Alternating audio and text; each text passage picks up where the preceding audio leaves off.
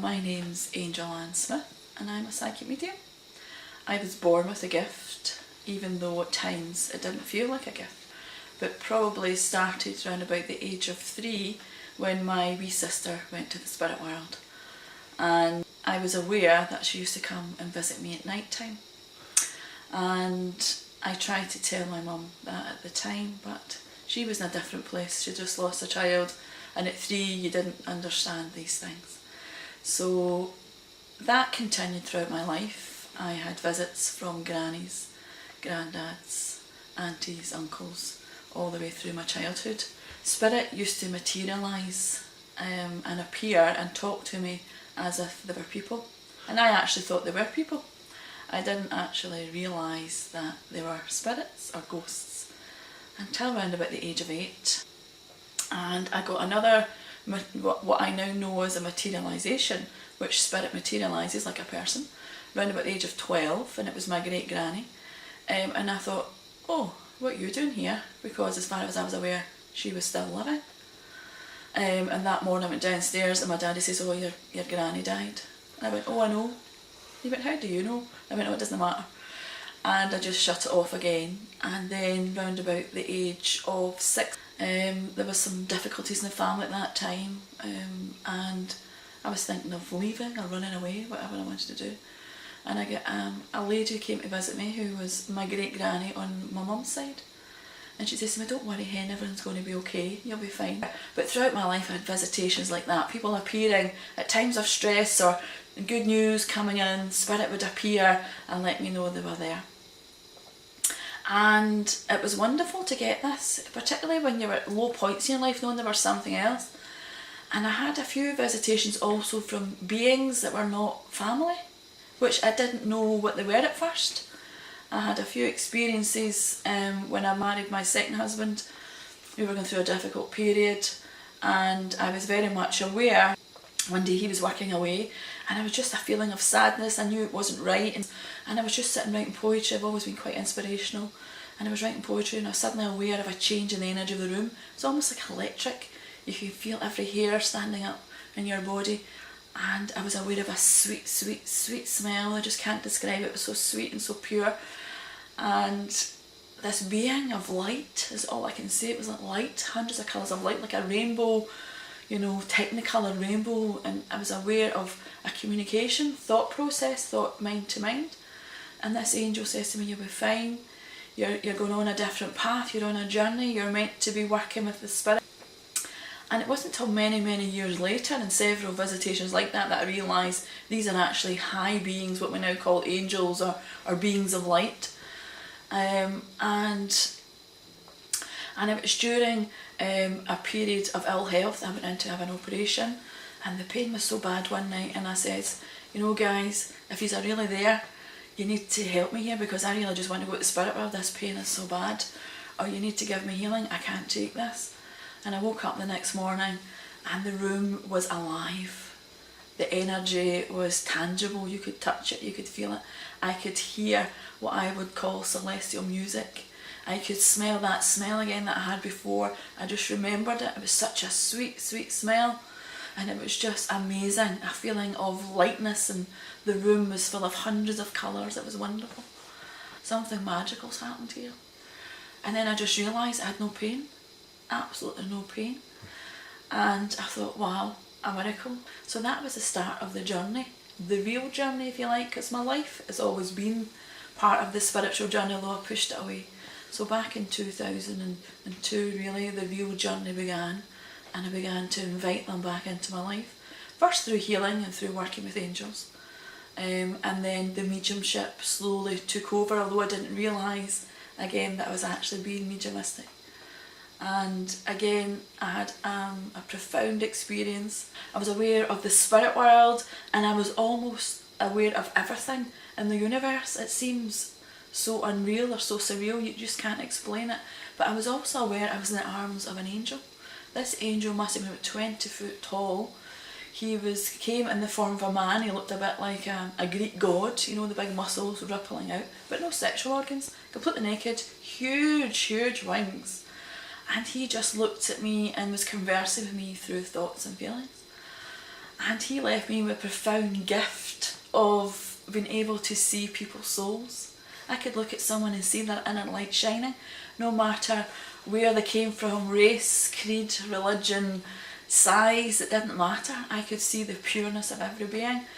But because of that profound experience of that, it was so profound, I told everybody I met about that. And that's one of the reasons why I get called Angel Ann. It's not because I'm a saint, far from it. You know, my halo would choke me a few times if I was a saint. And one of the other reasons was my friend who I work with, I went for dinner with her. She had a wee girl at 7, and she kept staring at me all through dinner, you know. And her mum says to her, "Claire, stop staring, it's rude." She went, "Mum, I'm not staring at the lady, I'm staring at that beautiful angel that's behind her," you know. So that was one other reason why I got called Angel Ann. And then my own niece, she was about 2.5 to 3 at the time. I went into her house one day and a quick visit to say hello to her mum, because she worked, I worked. And she says, "Auntie Ann, every time you come in here you bring a beautiful big angel with you." And I went, "Do I, darling? That's wonderful." I says, "How can I not see him?" She says, "Because you don't know how to look." So I went, "Oh, that's me told." So that's the reason I'm called Angel Ann. I didn't choose the name. People started to call me that name. So it's not that I prefix myself with this angel as I'm a saint, you know. I'm far from it. I'm brought up in the East End of Glasgow. I've worked hard, you know. The oldest of 6 children. So it's never been easy. Life, very challenging at times. I'm divorced, you know. My first husband was an alcoholic. He was abusive. My second husband was what you call materialistic. He was only interested in that and Motherwell football team. And the fact that he left my daughter while I was working when she was 6 to go to football and locked her out the house was one of the reasons I left him. And now I'm on my 3rd husband. We've a very happy and loving relationship. But I've also suffered death from the age of 3. I lost my first sibling. At the age of 23, my youngest sister was killed in a road traffic accident. 6 months later, my dad died tragically in a fire. And then, if that wasn't enough, my sister lost one of her twin boys just before his 4th birthday. And then most recently, my own son lost a son. One of my grandsons was taken to spirit world. And to watch your own child holding their child while it passes into spirit is one of the hardest things I'll ever have to do. But it gives me empathy and understanding from people from all walks of life.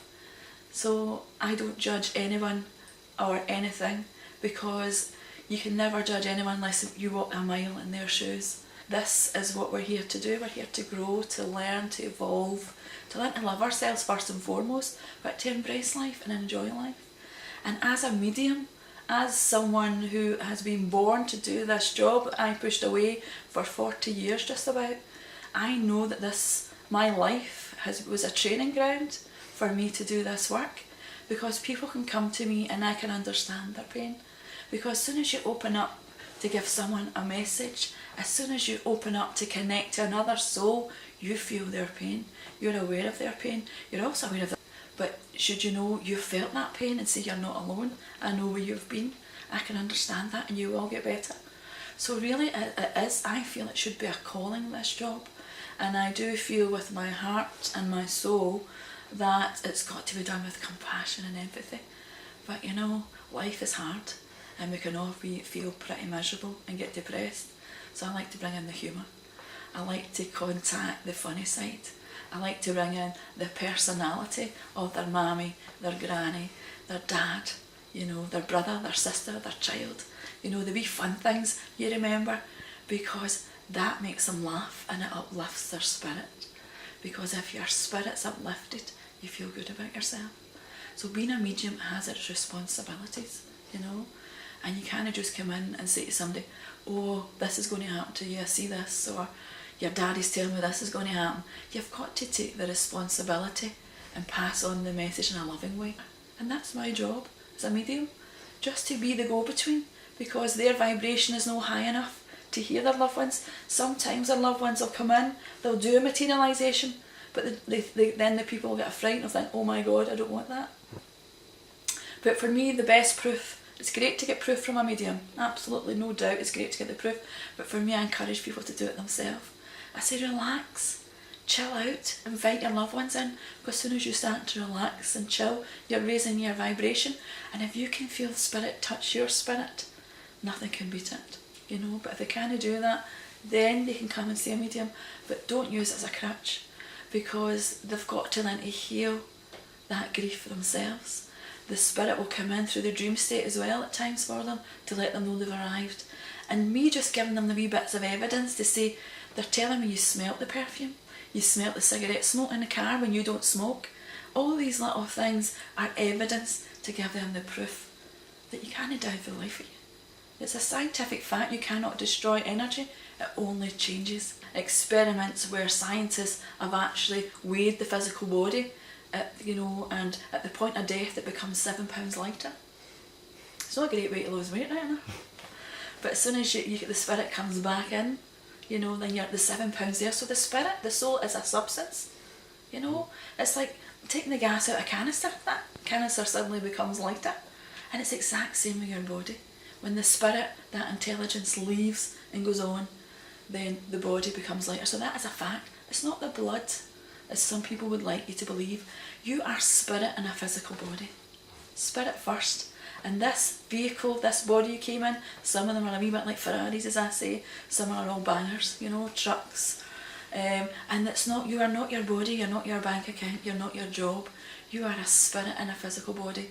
You're here to grow your soul, to evolve, and to come back someday maybe. If you believe in reincarnation, you may come back someday, or you may stay in the spirit world and think, sod that for a game of soldiers, I'm not going back and putting up with that. Certainly at times I think, did I agree to this?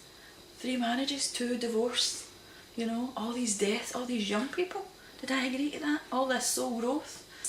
Apparently so. But will I ever know? Maybe when I go to spirit world I'll know and I'll come back and I'll let you guys know.